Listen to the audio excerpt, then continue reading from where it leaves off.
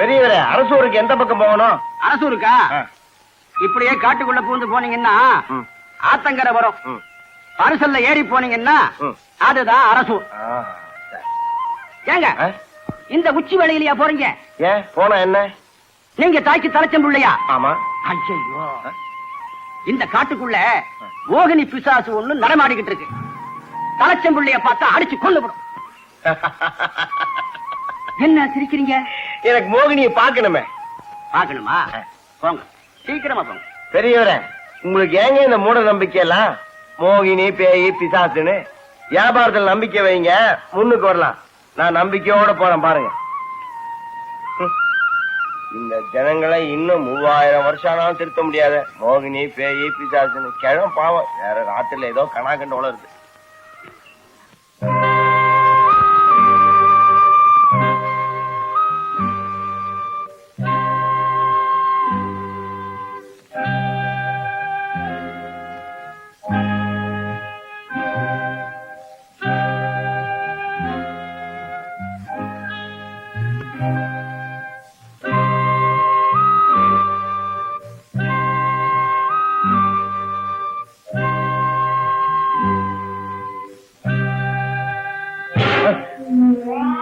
அம்மா, தாயே மோகினி, என்ன ஒண்ணும் பண்ணிடாத. நான் எங்க அம்மாவுக்கு தாழ்த்தம் இல்ல. என்ன உனக்கு தெரியுமா? தெரியுமே. எப்படி? ரயில் அடியில ஒருத்தன் சொன்னா. என்ன சொன்னா? உச்சி வெயில காட்டு வழியில போற, அங்க மோகினி நடமாடுது, தாழ்த்தம் பிள்ளைன்னா அடிச்சிடும்னு சொன்னா. அவன் சொல்லியும் கேட்காம வந்தியா? அப்ப நம்பல. இப்போ நம்புறேன்.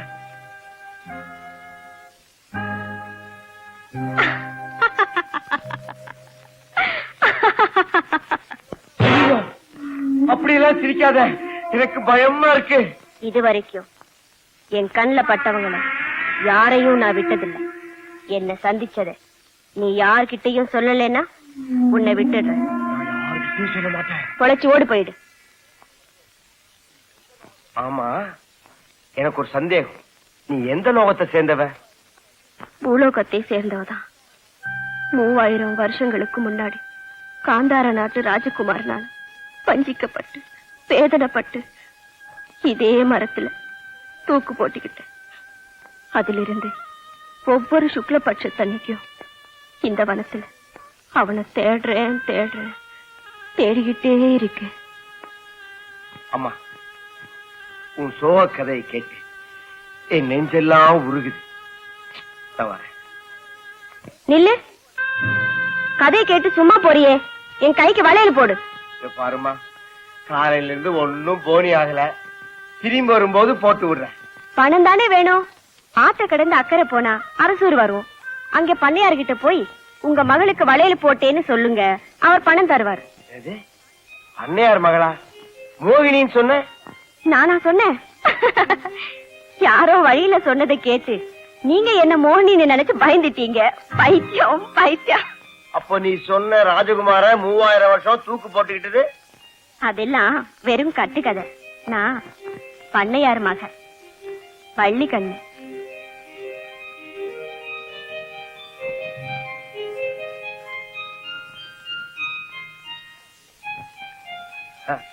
அடப்பாரா, நானே ஏமாந்துட்டேன்.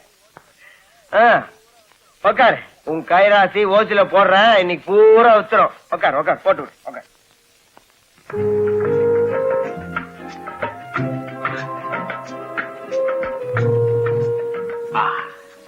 உன் குரல் மாதிரி உன் கையும் ரொம்ப மென்மையா இருக்கு. அழகே, உன்னை ஆராதிக்கிறேன். இளமை ஊஞ்சல் ஆடுகிறேன். என்னது? அதெல்லாம் ஒண்ணு இல்ல. புடவைக்கெல்லாம் சினிமா பேர் வைக்கிற மாதிரி என் வளையலுக்கெல்லாம் சினிமா பேர் வச்சிருக்க, அவ்வளவுதான். சௌந்தரியமே வரு, அது இன்னும் பண்ணல.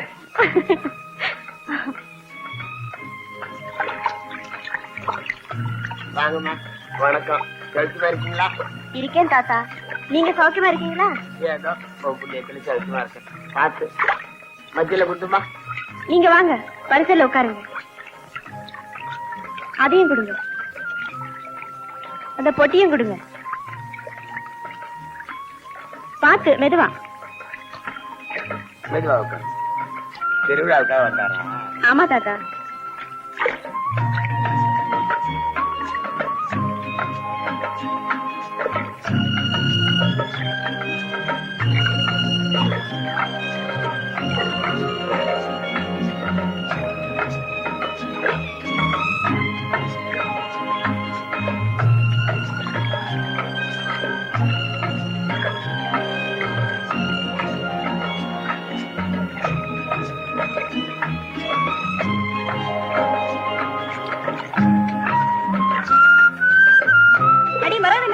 வலிக்கணும் வராடி. அது யாரடி கூட வர்ற ஒரு ஆளு? யாரோ வளையல்கார மாதிரி இருக்கு. ஆமாமா, வளையல்காரரே தான்.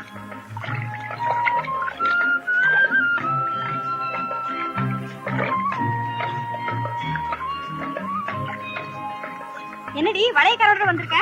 இத பாத்தியாடி? வளையல்காரரே, இந்த மாதிரி வளையல் இன்னும் இருக்கா? ஏன் இருக்கே? எங்களுக்கும் வளையல்காரையா, இவங்க எல்லாருக்கும் நிறைய வளையல் போட்டு விடுங்க. காலையில ஓசில போனி பண்ணும் போதே நினைச்சேன் இப்படித்தான் நடக்கும்னு. உங்களுக்கு எவ்வளவு பணம் வேணும்? நான் போய் கொண்டு வரேன். இவ்வளவு வேணும்.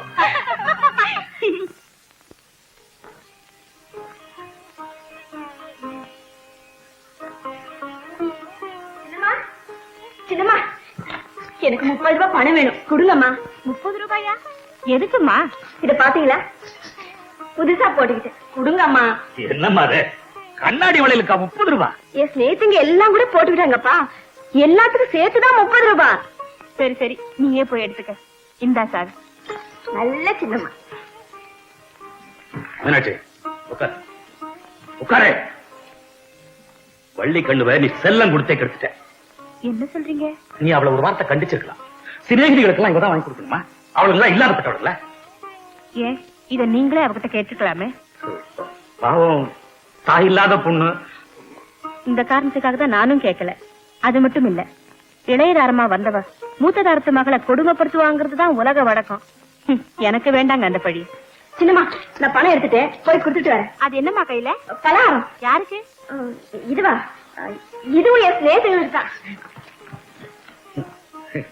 மீனாட்சி, வள்ளி கண்ணு வளர்ந்துட்டாளே தவிர அவளுக்கு உலக ஞானம், குடும்ப பொறுப்பு எதுவுமே தெரியும். இன்னும் சின்ன குழந்தையாவே இருக்கிறாளே. அதெல்லாம் கல்யாணம் காட்சியம் பண்ணி வச்சுட்டா பொண்ணுங்களுக்கு தானே அந்த பொறுப்பு வந்துடும். மாமியார் வீட்டுக்கு போற வரைக்கும் தானே இந்த ஆட்டம் பாட்டம் எல்லாம். மாமியாருடா, அதெல்லாம் எந்த வீட்டுக்கு அனுப்ப முடியாது. மாப்பிள்ளைய என் வீட்டோட வச்சுக்குவேன். என் பொண்ணு பிரிஞ்சு என்னால இருக்க முடியாது அம்மா. ஐயோ, இருக்கிறது ஒரு பொண்ணு, அவளை பிரிஞ்சிருக்க என்னால மட்டும் முடியுமா? ஆனா நீங்க பாத்துருக்கிற அந்த குள்ளஞ்சாவடி மிராசுதார் வீட்டு மாப்பிள்ளை உங்க கண்டிஷனுக்கு ஒத்து வரணுமே. வரலன்னா போறான் போக்கி பய. வரும் மீனாட்சி, இந்த கண்டிஷனுக்கு அவன் ஒத்து வரானோ அவன் தான் என் மாப்பிள்ளை. இதுல மாற்றமே கிடையாது. ஆமா, பின்ன என்ன?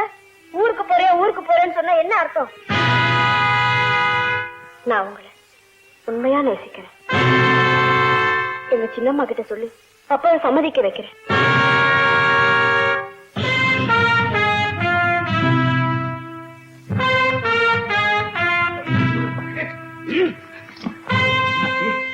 இவளால என் மானம், மரியாதை எல்லாமே போச்சு.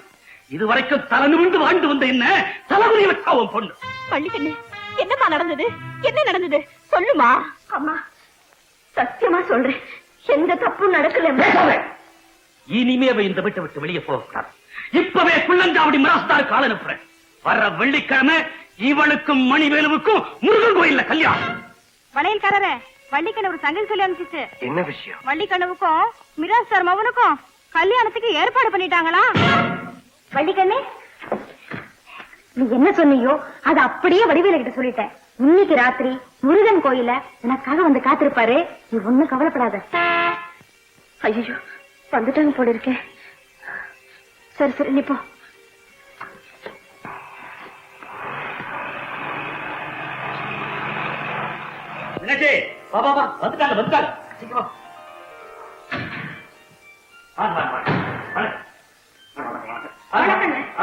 என்னங்க சம்பந்தி இப்படி திருப்பி ஏற்பாடு பண்ணிட்டீங்க?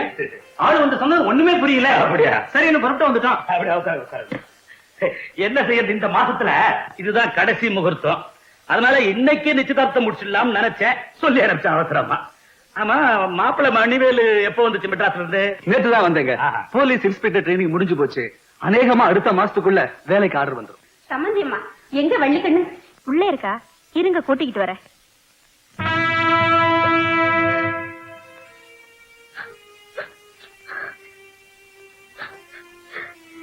வள்ளிக்கண்ணு, மாப்பிள்ளை வீட்டுக்காரங்களாம் வந்துட்டாங்கம்மா. சீக்கிரம் போய் புடவை மாத்திட்டு என்னோட கூட வாமா. சின்னம்மா, எனக்கு இந்த கல்யாணத்துல விருப்பம் இல்லைன்னு நான் தான் சொல்லிட்டேனே. ஏன் உயிரை வாங்குறீங்க? என்ன மீனாட்சி? ஒண்ணும் இல்லைங்க, அரியா பொண்ணு. நான் சொல்லி கூட்டிட்டு வரேன். மீனாட்சி, எது நல்லது எது கெட்டதுன்னு எனக்கு தெரியும். இது மான பிரச்சனை. சின்னம்மா, எங்க அம்மா இருக்கிற ஸ்தானத்துல இப்போ நீங்க இருக்கீங்க. எங்க அம்மா இருந்தா என்ன செய்வாளோ அதைத்தான் நீங்க செய்யணும். என்னங்க இப்படி கொஞ்சம் வரீங்களா? எதுக்கு? எது பேசுறதா இருந்தாலும் இங்கே பேசு. அவங்களுக்கு ஏதாவது சமாதானம் சொல்லி ஊருக்கு அனுப்பிடுங்க. மீனாட்சி, இந்த நிச்சயதார்த்தம் நடந்தே ஆகணும். இல்ல இங்க ஒரு கொலையே நடக்கும். சொல்லுங்கப்பா, பெத்த தகுப்பன் கையால சாகரத்துக்கு அவன் கொடுத்து வச்சிருக்கணும். பேச்சு வேற பேசுறியா? பேச்சு நீ. நான் சொல்றது கேளுங்க. நான் எப்படியாவது சொல்லி கூட்டிட்டு வரேன். மீனாட்சி, வந்து போ. போங்க நீங்க. என்ன பேச்சு? கூட்டிட்டு வரேங்க. என்ன? பள்ளிக்கண்ணு, உன் காலில் விட்டு நான் விடலம்மா. எங்க மானத்தை காப்பாத்திடுமா. இதுக்கு நீ ஒத்து வரலன்னா நான் கிடத்துல விழுந்துருவேன். இல்லம்மா, எனக்காக நீங்க ஏன் சாகணும்? இப்ப நான் என்ன செய்யணும்?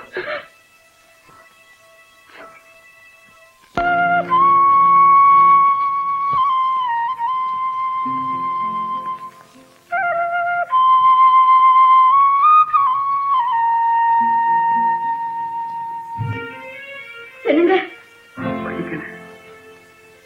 முருகா, எங்களுக்கு வாழ்வு கூடப்பா. வாங்க போலாம். எங்கேயாவது கண்காணாத இடத்துக்கு போயிடலாம். அவசரப்படாது. வாழ்க்கைங்கிறது விளையாட்டு இல்ல வள்ளிக்கண்ணு. பேசுறதுக்கு நேரம் இல்லை. யாரு கண்ணையும் படுறதுக்கு முன்னாடி நம்ம இங்கிருந்து போயிடுவோம். வள்ளிக்கண்ணு, நல்லா யோசிச்சுப்பாரு.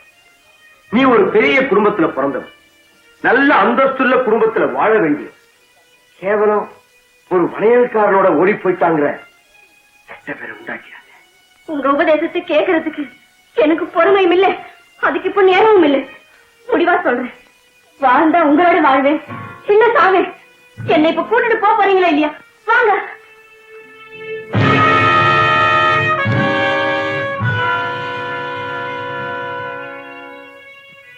மனுஷங்க, உங்களை தனியா சந்திச்சு என் கருத்தை சொல்லணும்னு நான் எவ்வளவோ முயற்சி பண்ணேன். ஆனா அதுக்கு சந்தர்ப்பமே கிடைக்கல. இப்ப சொல்றேன், நான் இவர் கூட தான் வாழ போறேன். தயவு செஞ்சு எங்க வழியில குறுக்க நிக்காதீங்க. யார் இவர்? நான் ஒரு வளையல் வியாபாரி. என் பேரு வடிவேல். எனக்கு சொத்து சுகம் நிலம் நீர் எதுவுமே கிடையாது. என்ன நம்பி என் கூட வரேன்னு சொல்லு. இத பாருங்க, நீங்க சொல்றது சரியில்லை. நான் தான் ஏதோ ஒரு குடிசையில கூழோ கஞ்சியா குடிச்சுக்கிட்டு உங்களோடதான் வாடுறதுன்னு முடிவு பண்ணிட்டேனே. இப்ப என்ன கூட்டிட்டு போக முடியுமா முடியாதா? வடிவேலு, ஒரு பொண்ணுக்கு தேவை ஆஸ்தி இல்ல, அன்புள்ள கணவன். அதோட வள்ளிக்கண்ணு மாதிரி ஒரு பொண்ணை மனைவி அடையறதுக்கு நீ பூர்வ புண்ணியம் பண்ணிருக்கணும். ஆண்டவனா பார்த்து உங்க 2 பேரையும் இணைச்சுட்டான். வாங்க, பண்ணையார்கிட்ட அழைச்சிட்டு போய் நானே முன்ன நின்னு உங்க 2 பேர் கல்யாணத்தையும் நானே நடத்தி வைக்கிறேன். அது மட்டும் நடக்காது. எங்க அப்பா எங்க 2 பேரையும் அங்கேயே வெட்டி போட்டுடுவாரு. நாங்க எங்கேயாவது போடுறாங்க. போங்க, நான் வேண்டாம் சொல்லல. போறதுக்கு முன்னால என் கூட வாங்க பிளீஸ். கமான்.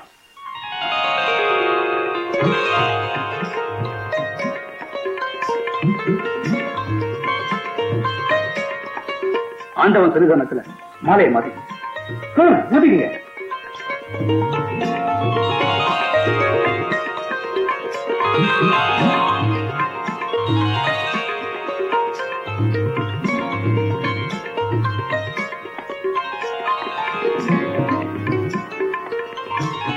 எழுந்திருக்க எழுந்திருக்க.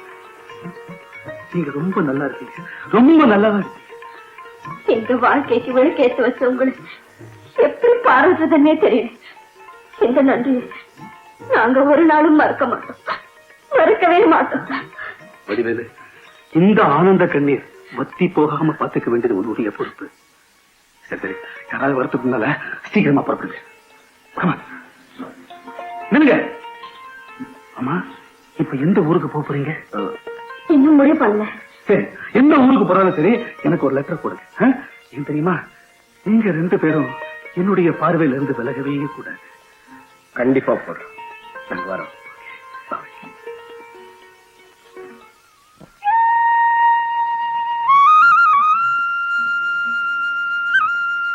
யாரு?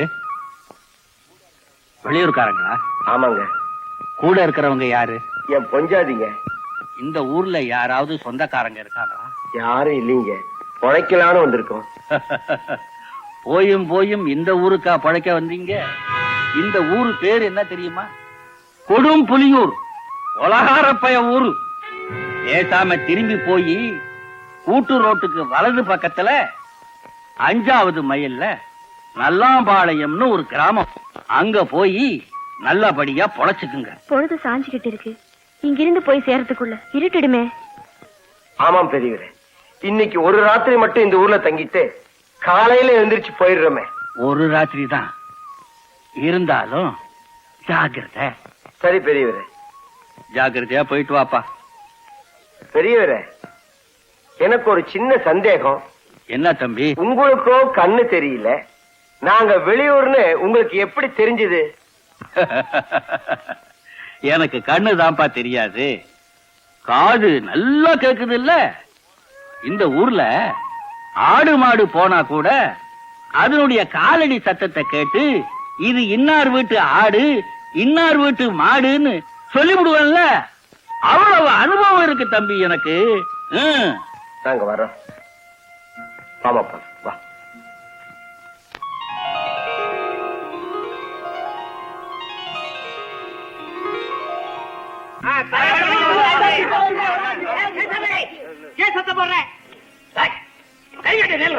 தலைவர் மகன் என்ன குற்றவாளி கூட்டில் அடிக்கிறேன். ஒழுங்கான என்ன விஷயம்?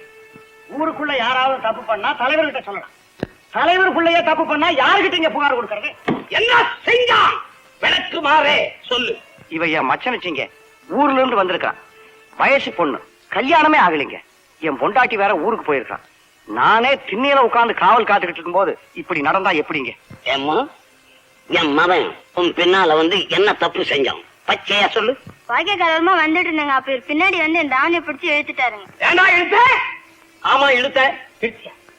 எதுக்கு இழுத்த? தாவணி காத்துல பறந்து போய் முள்ளுவெளியில மாட்டிடுச்சு. பதறி போய் இழுத்த. இவன் லேசா சொறி வச்சிருந்தா பொழுது இழுத்த உடனே கையோட வந்துருச்சு. உதவி பண்ணது தப்பா? ஆகா தியாக உணர்வப்பா. அது தொண்டு. அதுதானே தம்பி தங்க கம்பி ஆச்சே. அது பேசாதே, அடாவடி தெரியாது, குளிஞ்ச தலை நிமராதே, கோண வழி நடக்காதே, சூதுவாது தெரியாத சாது. இந்த ஊர்ல இது மாதிரி புள்ள ஏற்று இங்க ஒரு தலை பட்சமான தீர்ப்பு தான் கிடைக்கும். எனக்கு நல்லா தெரியுங்க. என்ன தீர்ப்பு கூறிட்டேன்? என்ன தலைவர்கிட்ட பேசுற பேச்சா பேசுறேன்? நான் என்ன பஞ்சாயத்து பண்ணனா? என்ன நடந்ததுன்னு நமக்கு தெரியாது. அது மாதிரி நீங்க நடத்தி காமிச்சால அதுக்கு மேல நான் தீர்ப்பு கூற முடியும். ஏமா அப்படி நீ அந்த கரை மேல எப்படி நடந்து போற அதே மாதிரி நடந்து காட்டு. நீ எப்படி பின்னால போய் அவன் முந்தானிய பிடிச்சி இழுத்தியா அது மாதிரி இழுத்து காட்டு. அதுக்கு மேல நான் பஞ்சாயத்து பண்றேன். எங்க போறங்க? அவன் ஒருத்தன் பார்த்துட்டே போதும். மாமா போலாம். பாத்தீங்களா தலைவரே, கொஞ்சம் கூட மரியாதை இல்லாம பேசிட்டு போறத. நீ கேஸ்ல ஜெயிச்சுட்ட, இப்ப விளையாடு போ. இடத்த மாத்திக்கிறேன். சரி, வேற ஏதாவது உழைக்க இருக்கா? நான் தலைப்பா கேட்கணும். கட்டிடுறாங்க தலைவரே. அங்க பாத்தீங்களா, யாரோ புதுசா 2 பேர் நம்ம ஊருக்கு வர்றாங்க.